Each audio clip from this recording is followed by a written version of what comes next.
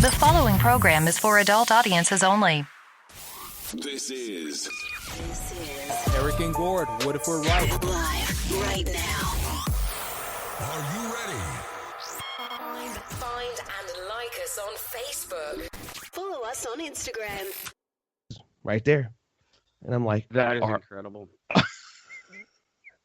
Like, they do understand that the term amen means it is so. Like, that's the modern meaning of what that is. yeah. Well, that's the original means, the Hebrew word in origin. Yeah, and the original Hebrew was certainty or truth is what it was, but it related to, and it came to it is so. Yes. Well, like I said, it's time we start just eliminating all this stuff. I want mail.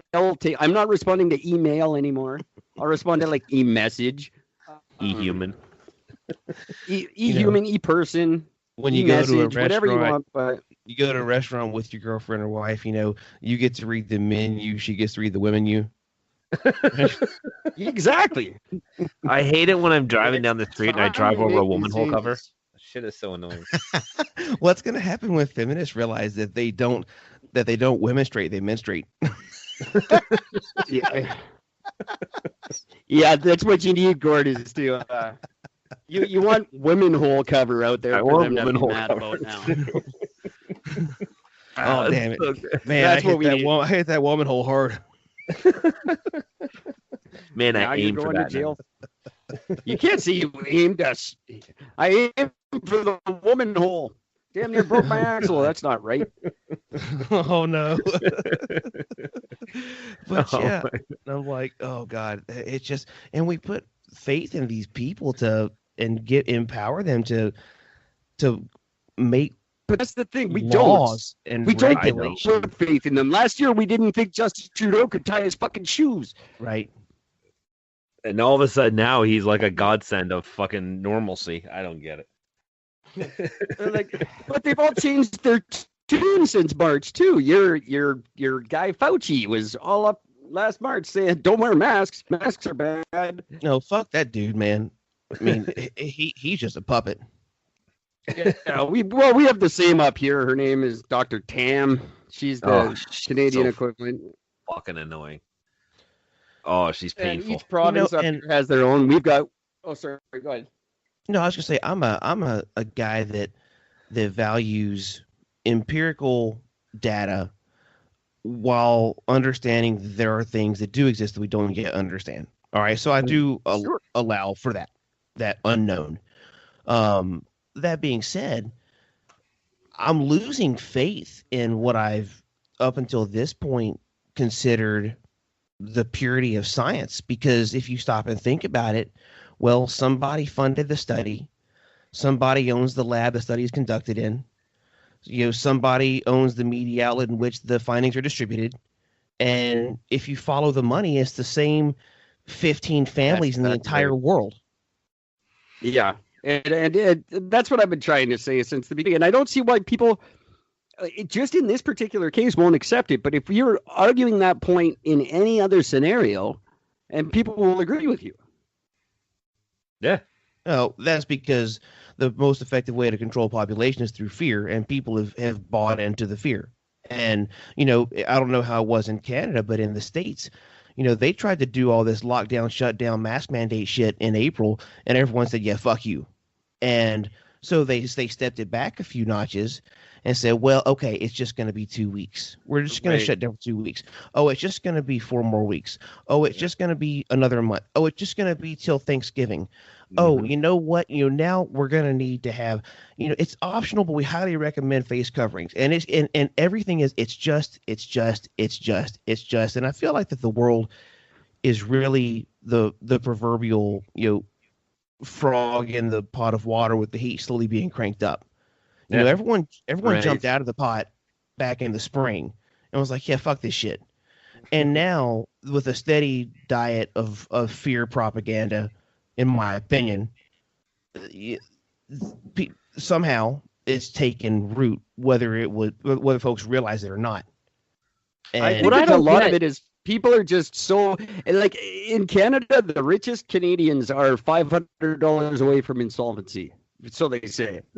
Like people are at a point now where they're just scared of losing what they have, and they're gonna listen. It's anything, they'll accept it. Or it's either that, or at this point, it's just the emperor's new clothes, and people don't want to admit that they've been lied to for a year. Well, let's put it this way, Eric. I don't know if you've heard this yet.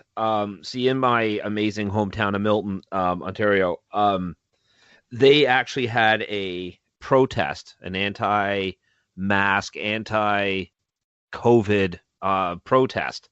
And at the protest, they actually called 911. Did they all die? But they wanted to arrest our mayor, who is 82 years old, and he's the longest serving mayor, I think, in the world. I don't know. No shit. But they actually wanted to arrest him. He's 82. He's served mayor. He's been mayor for 78 years.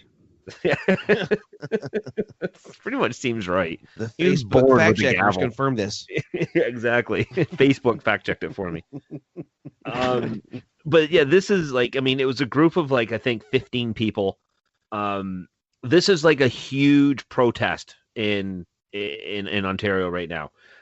So for the most part, Canadians have been social media warriors against it, but nobody's really freaking out about a whole lot of much. They're allowing a lot of this to go on. Nobody seems to really care. You know what's funny about that is I posted that we should stop wearing the masks. We have to end this shit. And 600 people attacked me. And they are still, to this day, since this was last Wednesday I posted that, they're continuously attacking me. But I've gotten about a half a dozen now private messages sent to me going, oh, you're totally right. I just don't want to say it in front of those people. Wow. And that's that's Canada right there. No, that's the I'll world, support bro. you. The same thing's happening here. I'll support you, but I'm just not going to do it publicly. I'll just quietly say, way to go, buddy. You know, it's going to take people publicly standing up and saying, fuck this shit, before anything's going to change. And if we want to get back to normal, we're going to have to start acting normally. Right? I mean, exactly. It seems so simple when you say it like that. I don't know. I see zero hope. Me too. I actually had a friend of mine, because I mean, I'm sure obviously you guys have heard about the mob that stormed U.S. Capitol Hill today. Oh God. Yeah, they all had COVID. Everybody's going to die from COVID now when there. But they actually stormed Capitol Hill. It's a pretty big deal. One woman got shot, and so a friend of mine posted about it, and talk about the deplorableness of this going on. That's successful in the States. If only one person gets shot at any given gathering, that's like an A+ for America. That's like a great thing. Only one person died. Well done, guys. That's great. You're getting better. But my buddy posted this comment about just like saying how deplorable these people are. I said, funny how you call these guys deplorable, but for fucking 7 months, the other side were tearing down cities and lighting up fucking buildings and doing this and doing that, and you had nothing to say about any of that. No fear for your life throughout that. But yet, this is what's deplorable. And now they're saying that the police actions were very different because these were Trump supporters, not BLM supporters. Yeah. Well, I posted something on my Facebook a little bit ago because I had a bunch of friends and a bunch of people on there that are going like fucking ape shit about it, about the that I just can't believe it. Oh, what's the world coming to, and this and that, and I posted a little Bitmoji thing, and it says facts, and the picture, but my caption is, I said, ease up there, cowboys and cowgirls. We don't know who started the fucktardery in D.C. today. Could have been idiots, could have been extremists, could have been Antifa. Mm-hmm. Just like the violence and riots during the BLM demonstrations. Chill out and let's wait for the facts.